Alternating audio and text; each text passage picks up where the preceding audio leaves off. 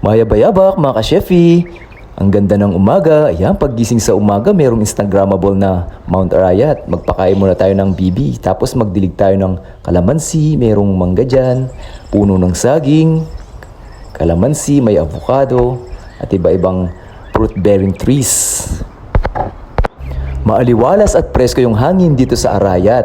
Maya-maya lamang mga ka-chefy, ipagluluto ko kayo ng isang reseping Kapampangan na hindi nawawala sa handaan lalo na pag fiesta. Medyo mabusisi at sinesengkot siya namin ang putahing ito a day before bago pa yung handaan or fiesta. Meke ni manyaman! Today's recipe, magluluto tayo ng pork menudo. Sa ating bowl, magsingkot siya na tayo ng pork. Ayan, season natin ng salt and pepper to taste. Then, ilagay na natin yung ating calamansi extract or pwede ring suka.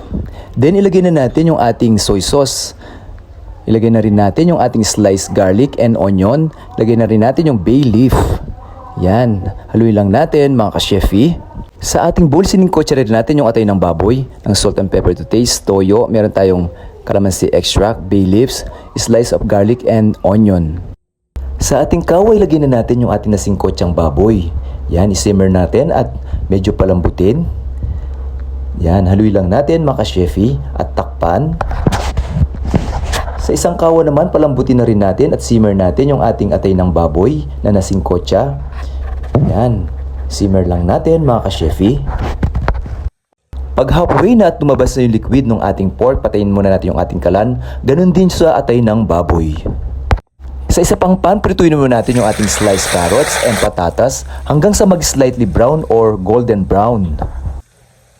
Isutin na rin natin yung ating siling haba at bell pepper. Ngayon naman, prituin na natin yung na-slice na hotdog hanggang sa mag-slightly brown. Ngayon sa ating kawa, mag-isa na tayo ng mabangong bawang at sibuyas. Then ilagay na natin yung ating tomato paste. I-roast lang natin yung ating tomato paste to reduce the acidity. Then ilagay na natin yung ating napalambot na karne ng baboy. Yan, na-strain ko siya. Then saute lang natin, mga ka-chefy, na small amount of oil. Para lalong i-absorb ng ating karne ng baboy yung ating nilagay na pampalasa hanggang sa mag-slightly brown. Ngayon naman, ilagay na natin yung ating liver spread. Kayo nang bahala mga ka-chefy kung gaano karami ang ilalagay nyo. Lagay pa natin ang extra liver spread. Haluin lang natin at saute mga ka-chefy hanggang sa mag-well blend. Then, ilagay na natin yung ating tomato sauce. Yan, ibuhos lahat natin mga ka-chefy. Haluin lang natin hanggang sa mag-well blend yung ating mixture. Ngayon, ilagay na natin yung ating nasaute at pinalambot na atay ng baboy. Haluin lang natin mga ka-chefy. Kapag nag-well blend na, ilagay na natin yung ating napritong patatas at carrots at yung nasaute na bell pepper and chili. Then, ilagay na natin yung ating rehydrated raisins.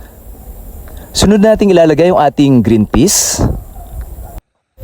Haluin lang natin at saute pa hanggang sa mag-well blend yung ating pork and vegetables. Ngayon naman, ilagay na natin yung ating napritong sliced hotdog. Then, ilagay na natin yung ating stock, yung pinagpakuluan ng ating meat. Yan, ilagay lahat natin mga ka-chefy. Haluin lang natin at simmer pa. Ngayon, ilagay na natin yung ating ketchup. Lagyan ng konting tubig para medyo lumabnaw. Then, season natin ng konting salt pa to taste and crushed black pepper to taste. Pagkaraan ng ilang minuto, luto na yung ating pork menudong Kapampangan. Ngayon, ilagay na natin sa ating food pan yung ating pork menudo. Nicely. Ayan, ayusin lang mabuti mga ka-chefy. Meke ni, manyaman. Tara po mga tana. Thank you for watching.